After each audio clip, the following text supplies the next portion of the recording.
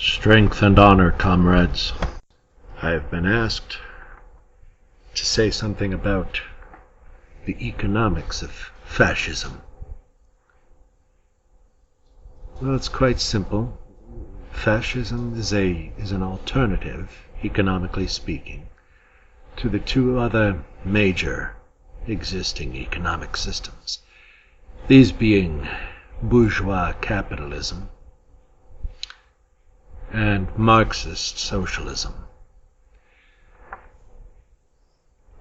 We believe in a syndicalist theory, but we regard socialism to have succumbed to anti-national and materialist tendencies that are par for the course of Marxism. And so we oppose that kind of socialism. Most fascist movements have advocated resolution of the class struggle, as Marx called it, in order to secure national solidarity or unity.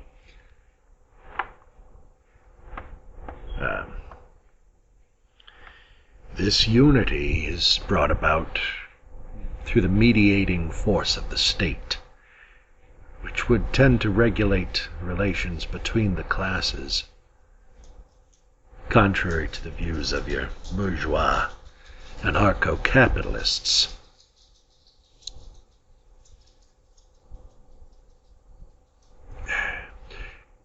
Fascism opposes the domestic class struggle, the conflict between bourgeoisie and proletariat, between the workers and the capitalists, exists primarily in national conflict between, proletarian nations versus bourgeois nations. For instance, between a nation like the United States and a nation such as China. We condemn the widespread character traits that we associate with the typically bourgeois mentality. We are opposed to materialism, crassness, cowardice, the inability to comprehend the heroic ideal.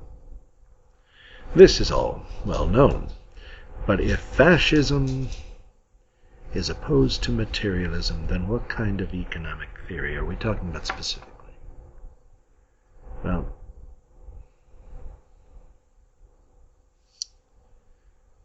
production of goods and services is absolutely necessary in any society. You can't get around it. And you need a certain degree of entrepreneurship. You always need technicians and workers and soldiers. And you need to a degree, you need a bourgeois class that is responsible for management. We represent a type of nationalist productivism. What does it mean to be productivist or, in favor of growth? It's the belief that measurable economic productivity and growth are the purpose of human social relationships. Well, they're the material purpose. More production is necessarily a good thing.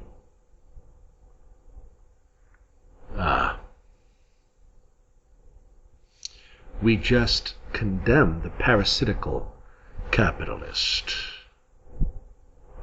as opposed to the productivist capitalist. What is the difference? A parasitical capitalist is the guy who just wants to accumulate more wealth than he could ever possibly need, more wealth than he will ever use. Just acquire, acquire, acquire. We see this kind of behavior in the corporate raider, who sets up a holding company whose sole purpose is to acquire a smaller company have the quality of its services and products so that they can save money and make another acquisition and again cut quality in half, etc., etc. That's a vicious cycle. The productivist capitalist wants there to be a productive society. It's very simple. The productivist knows that production is a good thing, but production must serve society at large. Production for its own sake? No. Production for a profit.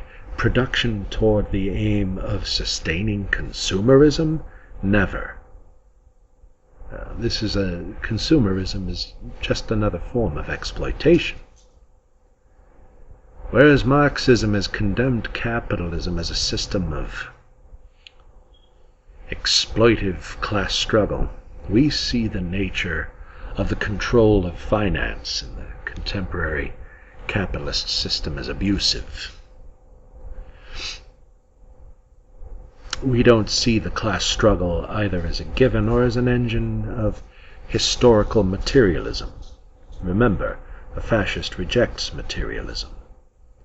We view workers and the productive capitalists both as a productive class, and that they are necessarily in conflict with the parasitic elements in society.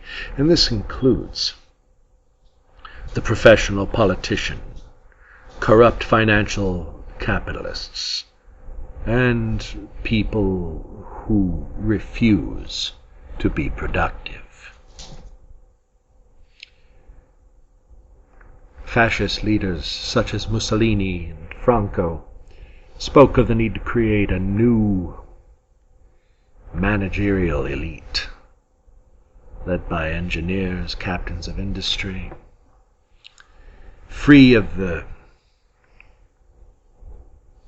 traditional parasitism. Now, fascist economics is a state-controlled economy, just like communism. However, it accepts a mixed economy of both private and public ownership over the means of production.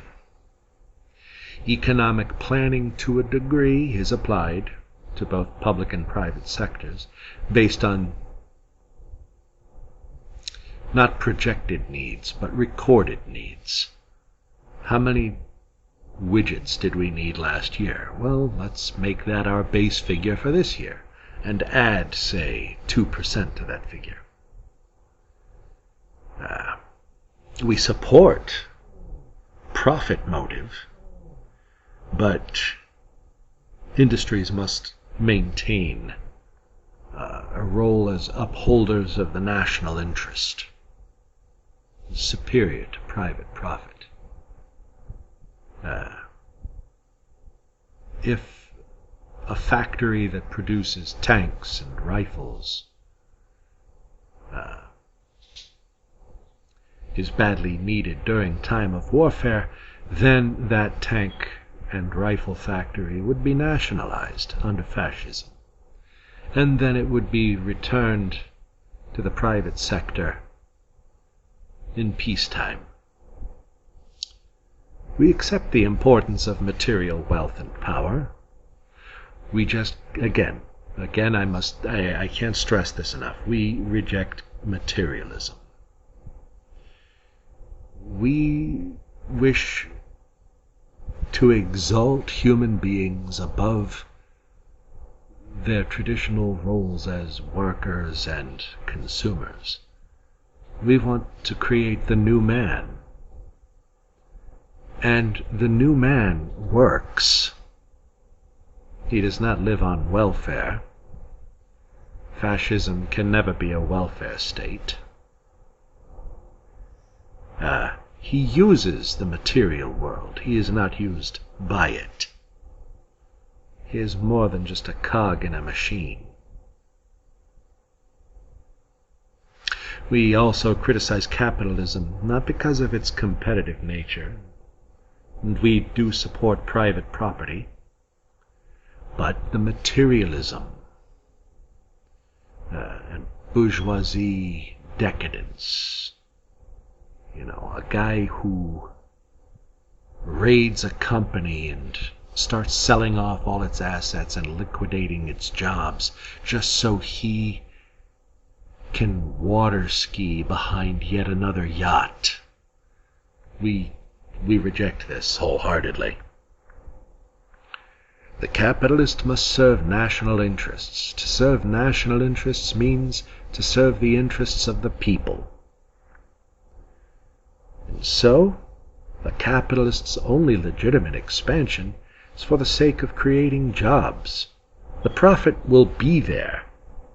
Will he necessarily be able to swim in a gold-plated pool or live like the Vanderbilts? No, he doesn't need to.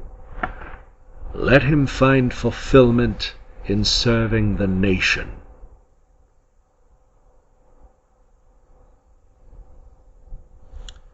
And we denounce Marxism for the silliness of materialist class identity, materialist dialectics. It's all of its attacks upon the family. Traditional Marxist societies have sought to undermine the foundations of the family, to undermine the spiritual life of the nation. We believe in economic self-sufficiency. Let a nation be able to stand on its own feet.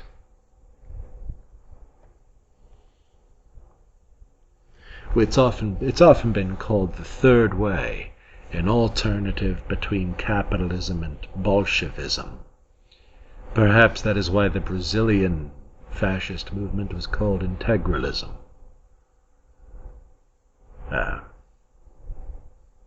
It seeks to incorporate elements of both the left and the right. There are many other elements within fascist economics, such as syndicalism or corporatism.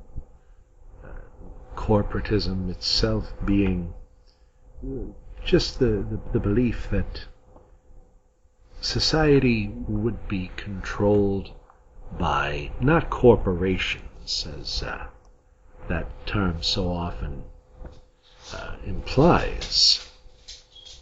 However, corporatism is the social, political organization of a society by major interest groups. You have the farmers, the businessmen, you have ethnic groups, labor, you have the military, science, education. All of these different groups would be given a say. They would be organized into distinct organizations, not trade unions, which so often are an exploitation of both the worker and the owner. Now instead, it's a system of social organization that groups people together according to their interests and social functions, and helps them to build themselves up as the proper and true organs of the state. Not slaves of the state, but as stakeholders within the state. In this sense, we are more purely democratic than those who advocate liberal democracy. We just advocate that this should be done beyond the influence of the professional politician, beyond the interests of the labor unions and the capitalists, and without the interference of those muckrakers in the media, who are really the lowest sort of sleaze. In any case, that is a brief exposition of fascist economics. I thank you for listening, and I wish you strength and honor.